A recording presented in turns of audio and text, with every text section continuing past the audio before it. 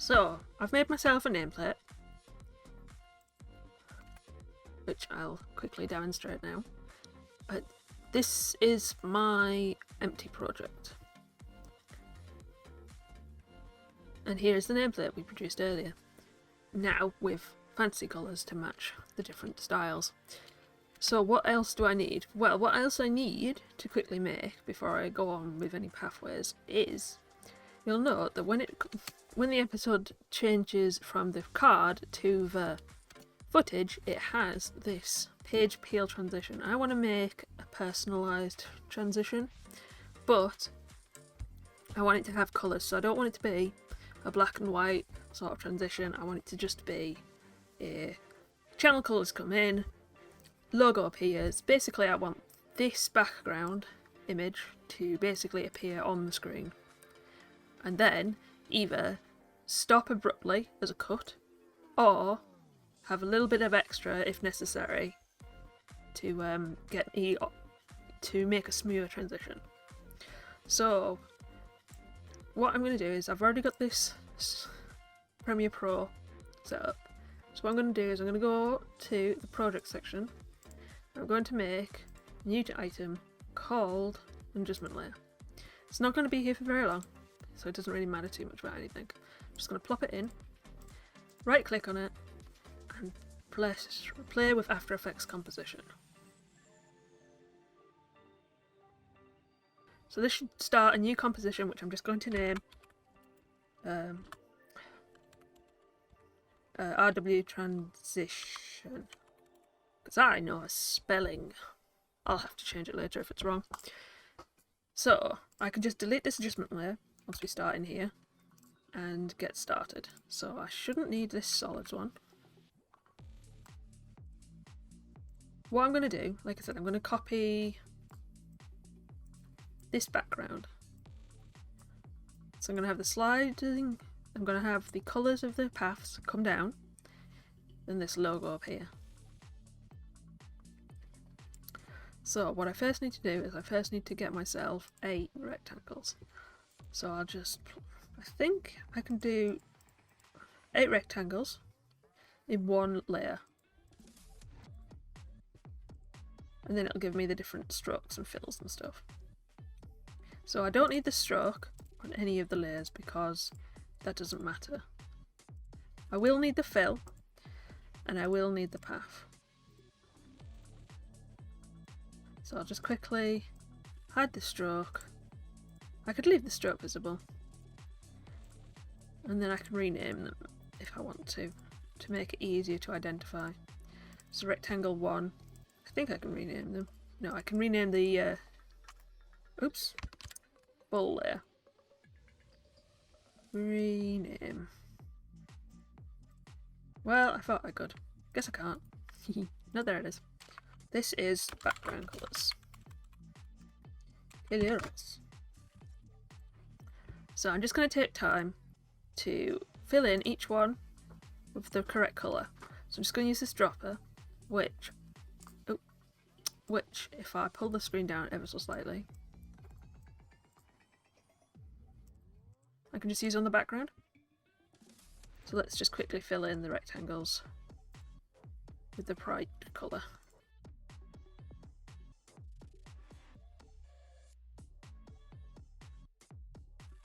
Now if I'd had any sense, I might have done this in a slightly different order so that I could actually see when the colours were changing. But you can sort of pick it out on the actual squares.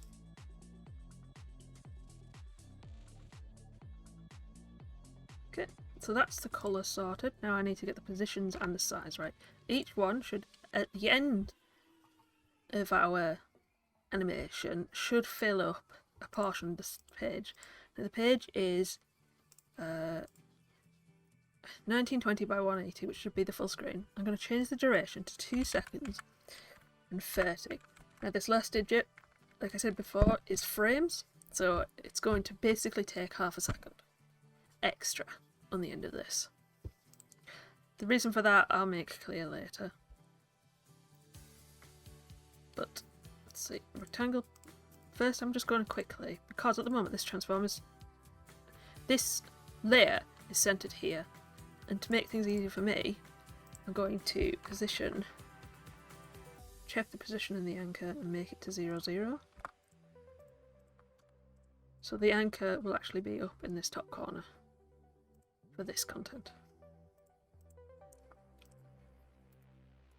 Nope, definitely can't rename these rectangles, which is slightly more annoying and also a reason why you might want to make different layers. But it's fine for now. So I'm going to put the transform for this one, and I can just check by checking on the black colours and stuff. So I want to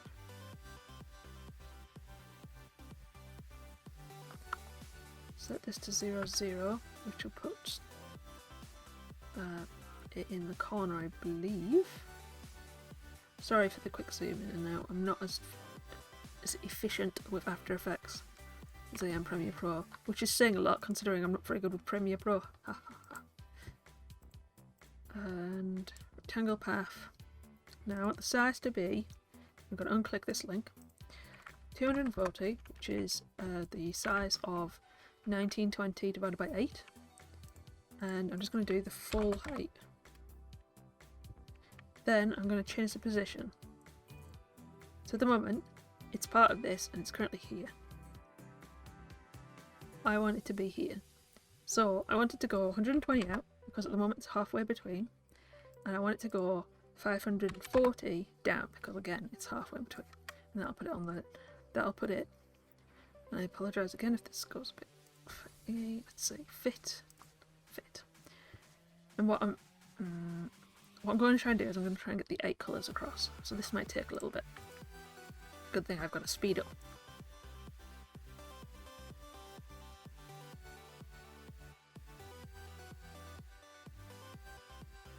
Now the one difference between each of these lines is I'm going to have to change the position of the first value to be 240 more than the previous one.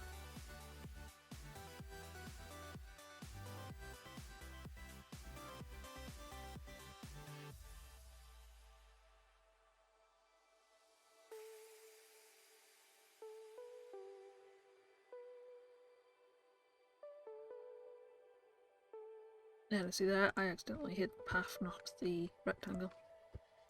Not the stroke.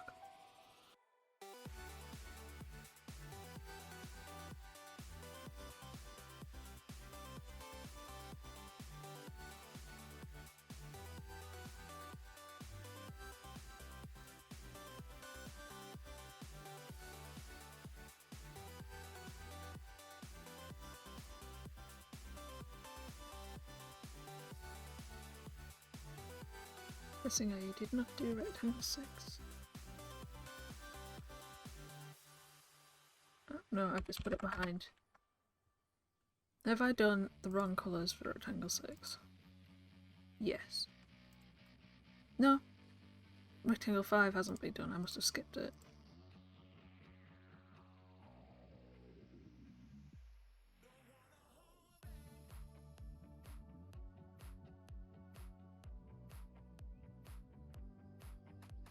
So there we have our 8 rectangles.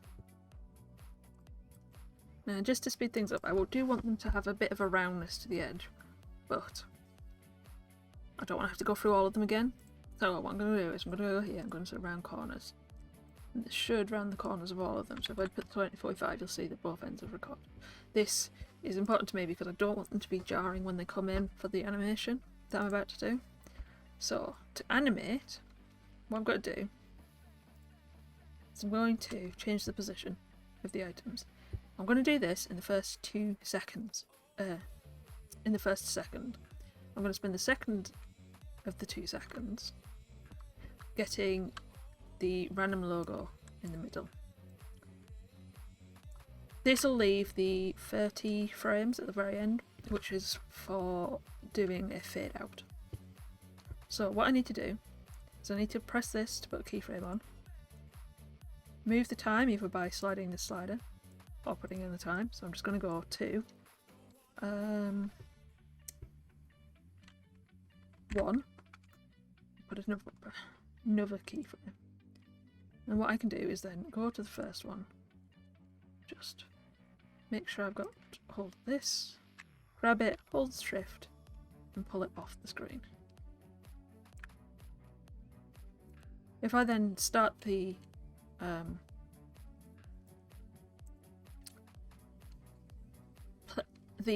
animation, nothing will happen. But that is because of this. This bar here is how long all the images are on the screen for. I want this to be as long as the event is possible. So it should, if I've done this right, doesn't appear it's happened right. Ah, picked the wrong bar. Should pull that bar down. Should pull that bar down, but it's not, which is kind of confusing.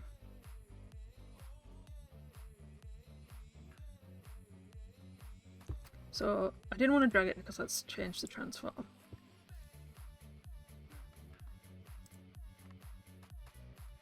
I remove the transform. No. I can remove the stroke though from items just by deleting them. So using the rectangle path, it's here that I'm actually going to change values. So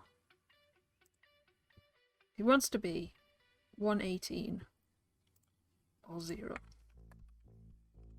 No.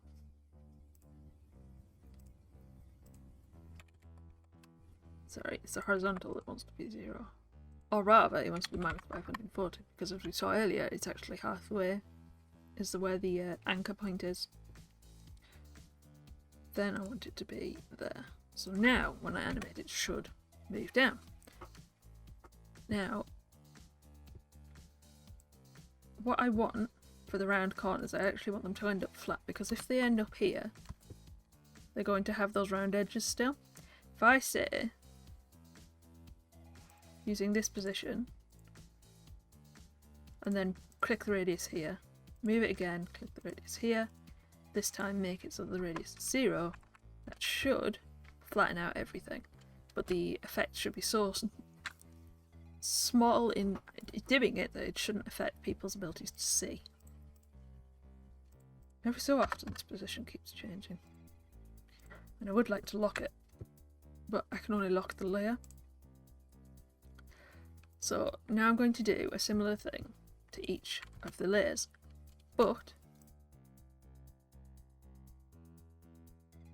I want to have a slight offset because I want the two path colours to come in pairs but offset from each other, but only by about 5 or 10 frames. So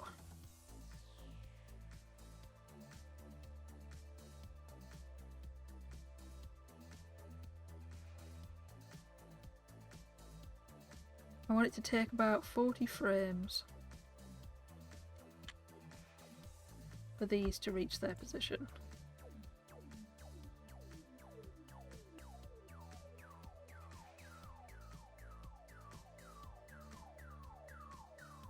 I should be able to do that to the 4 other groups and still get them 1, 2, 3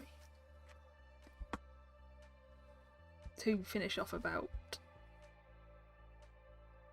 Yes, I want to do them every 5.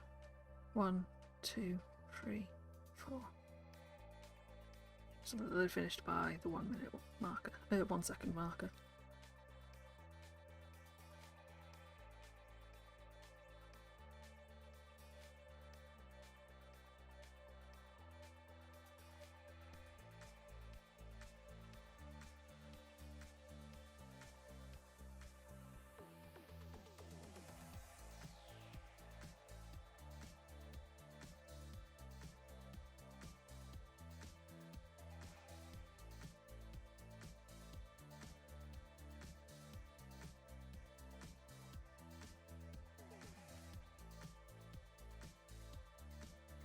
And there we have our groups of colours coming in, except for one, which seems to have bugged out.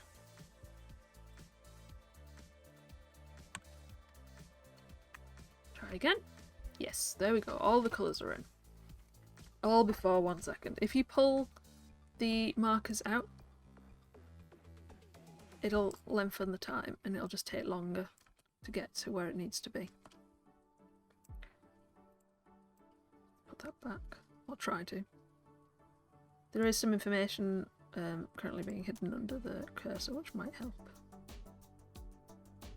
Which is just the time, where it is on the timeline. So, that is the rectangle stone. So I can hide that, and I can lock that. Boop. They all come on, and they stay on. Now, I want to put that image on the middle of it. So I'm going to press double click here and go to my neutral. Because I did the nameplates, this has remembered where they are. So I'm going to just do the neutral one. I can take whichever one I want. I'm going to put is footage. I'm just going to drag and drop it down. I'm also going to make it sure it's above background colours, otherwise it might get hidden. I'm also going to turn on these motion blurs, just to give it slightly softer edges. So, at the moment, we need to pull it all the way to the end, so we have it all the time. But I don't want it all the time. I don't want it to be there until everything's finished. So I want this to be from 1 second to 2 seconds, at least. But I'm going to have it all the way to the end. Again, I'll explain that later. So the actual image on the background is slightly bigger and also has an opacity of 50. But I don't want it to start off that way. I want it to start off probably as small as it is now.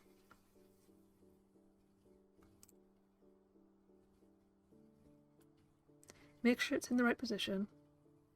Make sure it's to the scale I want. I think the image is a 200, so if I put it 400, it's 800. So it's in the middle. And it should have an opacity of 50.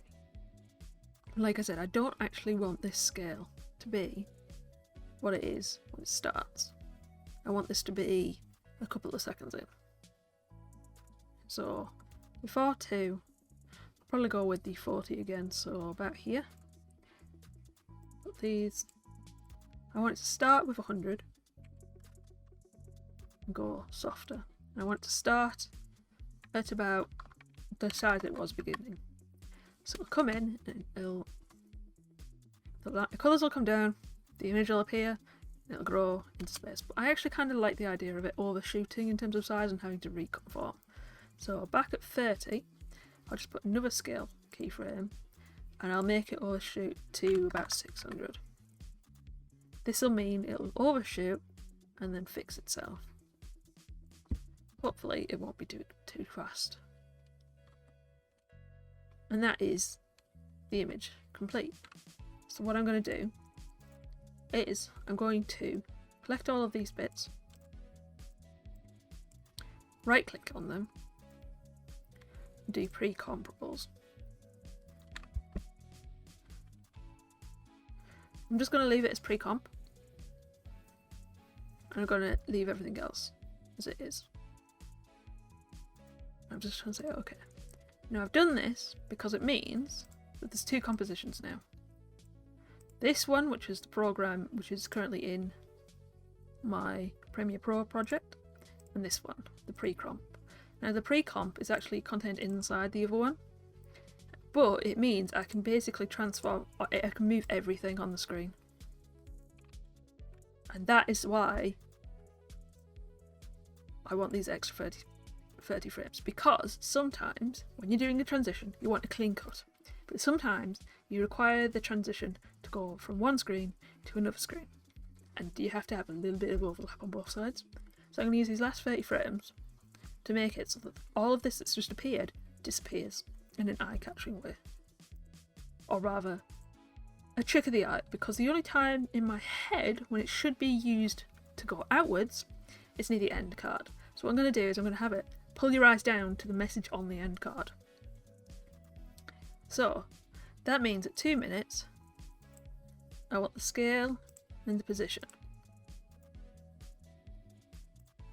Now if you put something down to scale 0, it actually basically disappears. So what I'm going to do is I'm going to go down to the 30 and I'm going to put scale and position again. So at this point I want the scale to be 0. So you'll see, comes here, It shrinks out of existence. Now that's all well and good, but at the same time it's slightly annoying having the square in the middle of your screen. Hence why I'm doing the position one. What I want it to do is I want it to pull it down to this right hand corner.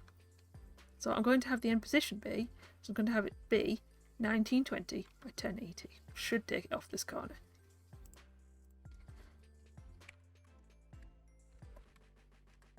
And this line shows you the movement. So it should move from here to here. So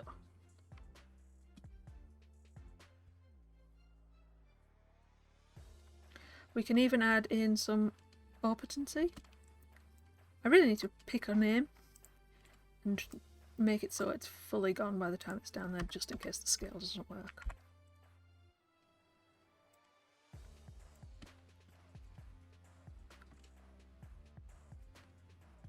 And that is the transition. Because there's this transparency behind it, it'll see the different scenes. If I save this and just shrink it and go back to the project, you'll see this layer is now changed to a sort of purple colour, which shows the transition. If I now remove this transition, which is the old page peel, and just thingy over, you'll see that that transition is here. Now it doesn't need to be that long, it only needs to be 2 and 3. But I'm going to have it 2 because at the beginning, 2:30, because at the beginning I just want a quick cut, which is a decent thing about these. Basically, if I make it of a certain size, I can just trim away the parts I don't actually want to see. So at the beginning, I just want the first 2 seconds, which means it comes down, shows the logo, and then it goes straight to the action. However, if I want to use it at the other end,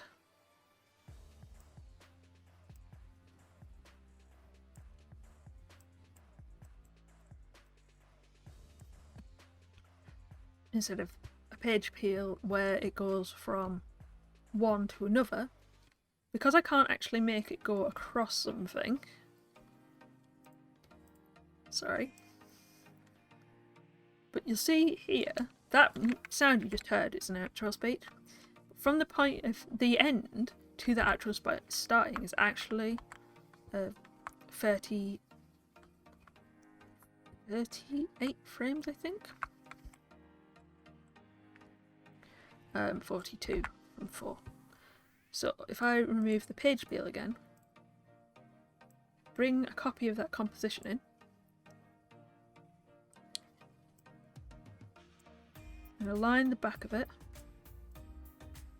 so it matches with this one, which you can tell by the fact that the sort of tipping item is there, just here. It means it's aligned, so it'll go from one to the other without too much disturbance. And that is basically the transition. Now, the good thing about having a linked composition is if I change something on the Adobe After Effects file, it'll change on the Premiere Pro as well. So let's go quickly to the pre-comp. What I'll do is I'll have this logo rotate as it comes in.